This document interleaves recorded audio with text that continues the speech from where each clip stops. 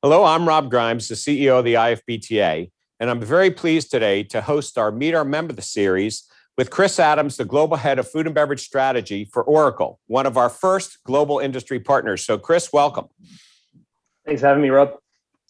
Well, there were customers that actually did, in fact, start up, during the last 12 months as well, or they started up new types of operations. That were out there, and cloud-based technology to help enable them in those types of operations or change the way they did business, I think really had an impact. That was some of the stories that I heard. And you talk about new styles of service where ghost kitchens again is no longer a buzzword. We're seeing brands.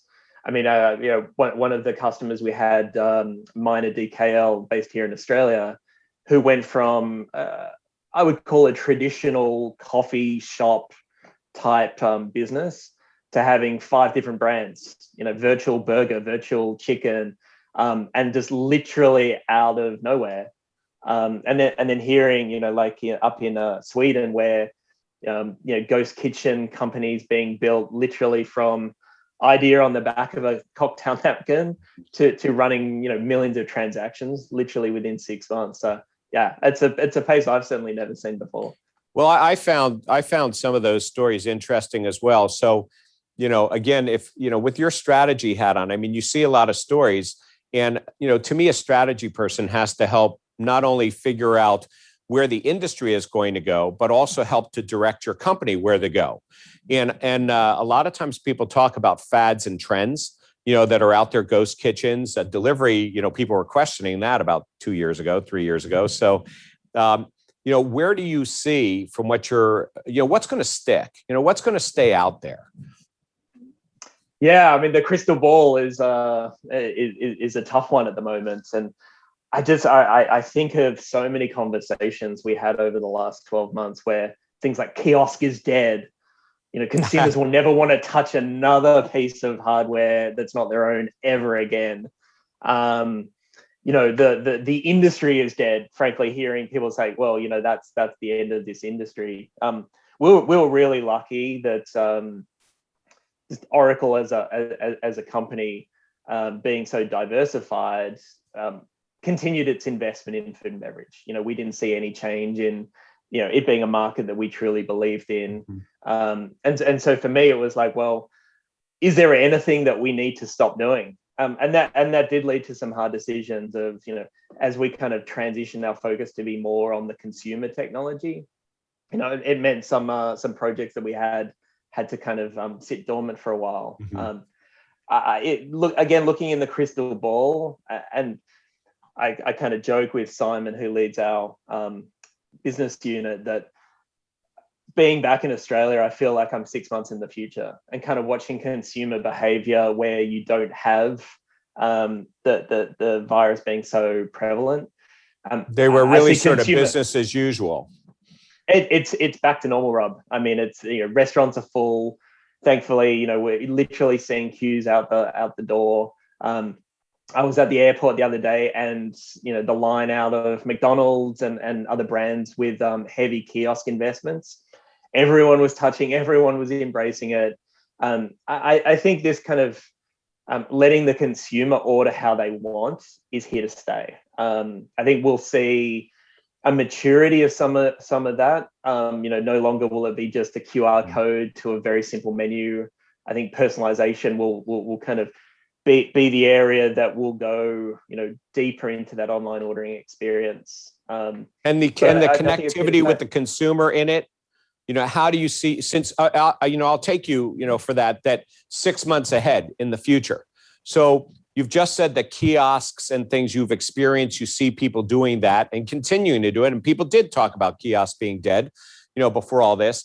How do you see consumer connectivity into the ecosystem changing?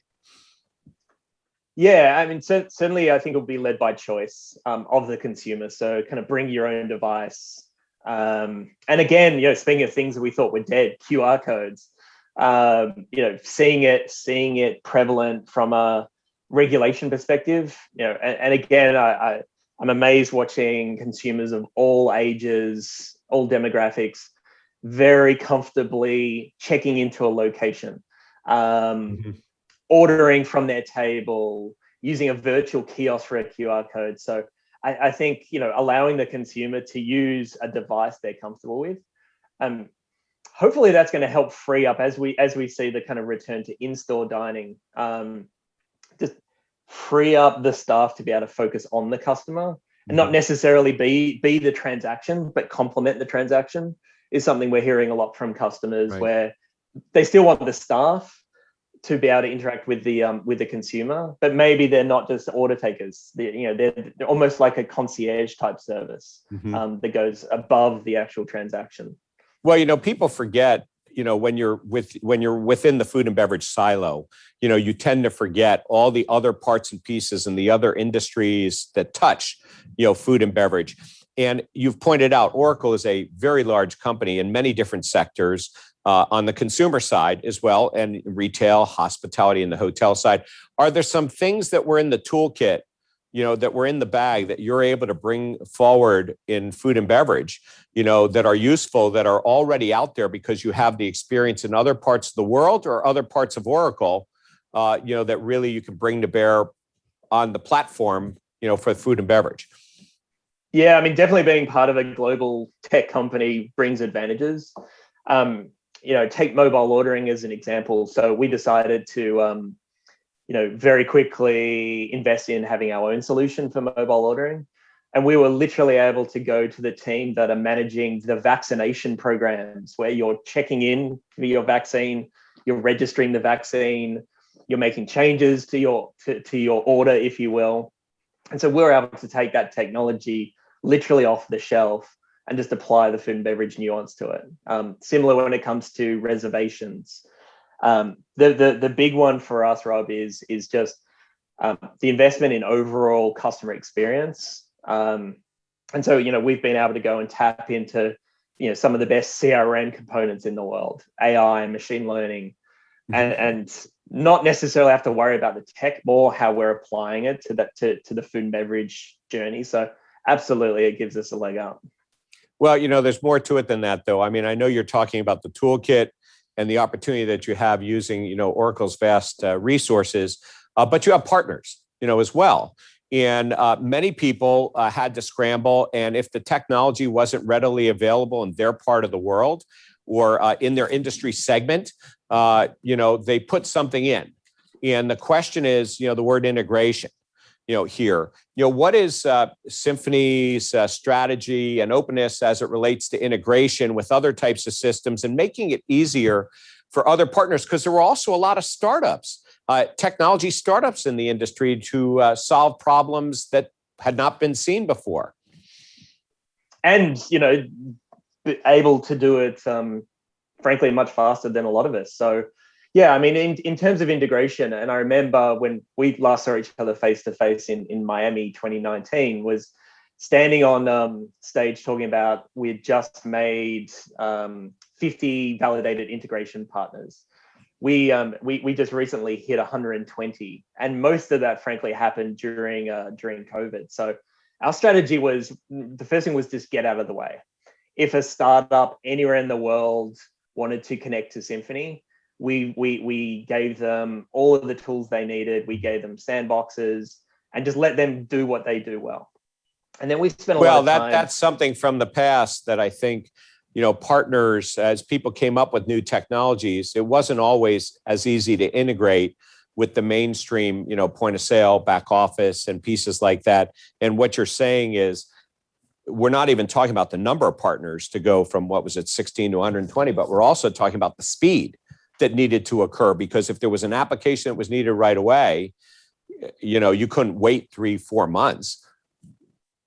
And certainly, you take a great startup, they don't have the people, and some of the previous strategies that I know that we employed of,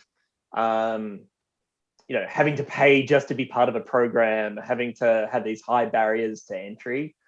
We just saw it as, that's not going to help us. It's not going to help certainly our customers. And that's where we just did away with it. And so, that saw us literally take a new partner who we had never dealt with and get them into a customer in production. I think the record was less than 4 weeks. And so that has been pretty amazing. It's also been great to see us take some partners who were very strong in a particular geography. We were having partners from Sweden that we were matchmaking with, Thailand, with Australia, with the US. And so it was great to be able to, because you can do that based on the architecture. Exactly. I mean, we can kind of literally lift and shift the same architecture and have it run anywhere in the world. And I think some days it gives me great heartburn, but it's the fact that we take care of the fiscal components that are needed in a lot of these countries kind of meant you could take someone who had never operated in Turkey and suddenly turn them on, because we take care of all of the heavy lifting.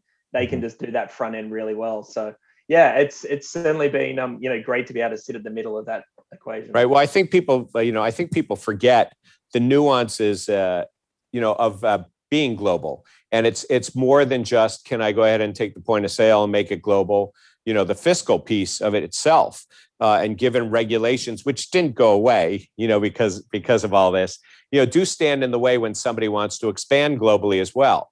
And I think that having the Oracle and having the fiscal and financial systems knowledge as well behind you, really brings together a lot of parts and pieces as a global partner. But the other part of it is that a architecture, the way that you have it, and people being able to open up new operations, not physical, but virtual operations, also is going to mean more global expansion going forward. I think we'll see a lot more of it. We've already seen a lot of consolidation in the industry, brands being bought, sold by different parties. The global expansion. I mean, again, we've seen brand new markets open up. We saw the likes of Tim Hortons opening up in Thailand during lockdown. Who would have thought that a donut chain in Thailand during lockdown would make sense? But it's and there's no amazing. real ice hockey there either, is there? So they probably have no clue who Tim Hortons is. A lot of education, I think, needs to go with the brand there. That's for sure. Great. Well, thank you very much. And on behalf of the IFBTA, we hope you've enjoyed our Meet Our Member series with Oracle and with Chris Adams, the Global Head of Food and Beverage Strategy. And we look forward to seeing all of you again soon in person for the next interview. So thank you very much for joining us today.